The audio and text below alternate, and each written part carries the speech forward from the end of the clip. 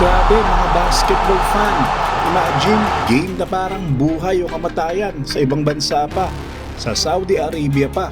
At ang laban, spot sa quarterfinals ng FIBA Asia ang nakataya. Gilas Pilipinas laban sa home team na sobrang pinalakas ng crowd. Tapos, overtime ba yan? At sino ang bida? Si Justin Brownlee, syempre. Siya yung clutch king na hindi basta-basta sumusuko. So, samahan niyo ako. I-recap tong game na to, ang mga nangyari at kung paano nakakuha ng Gilas ang panalo na ito na malaking boost para sa basketball ng Pilipinas. Nasa King Abdullah Sports City tayo, Monday night. Tapos tensyon ng vibe. Gilas kasi 1-2 ang record.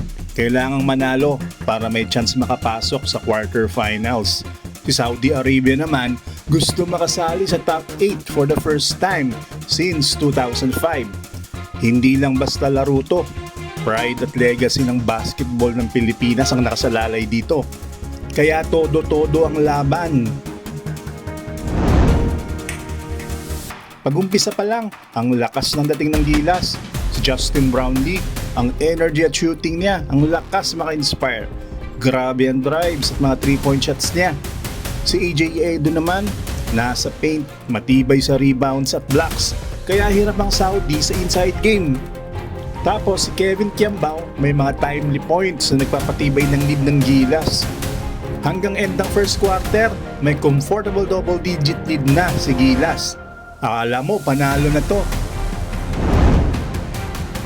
Pero basketball hindi laging smooth. Biglang nag-backlash ang Saudi Arabia. Si Muhammad Ali Abdurrahman, parang 3-point machine, nag-drill ng sunod-sunod na triples. Kasama pa si Musab Kadi, nakastart sila ng 14-1 run na kinain lahat ng lead ng Gilas. Sa isang point, sila pa ang nanguna. Kahit sobrang galing ni Abdurrahman na may 8 3-pointers, kinapos pa rin sila sa laban. Ang huling quarter, grabe ang drama. Napalaki ni Saudi ang lead hanggang 6 points with Abdurrahman and Marsuk Al-Muwalad na patuloy sa pagbomba ng tres. Pero hindi nagpatalo ang Gilas.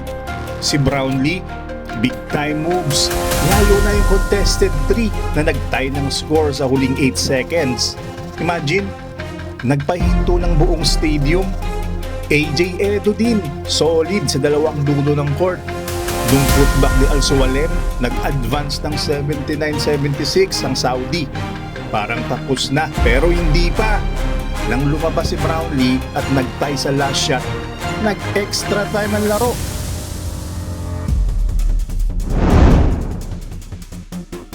So, sa OT, kontrolado na ng Gilas. Si Kiambao nag-open ng scoring with 2 big threes. Si Ramos at Brownlee nagdagdag ng points para lumayo. Tapos, yung dagger ni AJ Edu na 3-pointer under a minute to play, perfect finishing move para isara ang laban. Final score, 95-88. Gilas nakapasok na sa quarterfinals. Si Justin Brownlee, star ng gabi with 29 points, 5 assists at 4 rebounds. Solid na solid. Si AJ Edu, double-double, 17 points, 11 rebounds na nagdala ng control sa loob.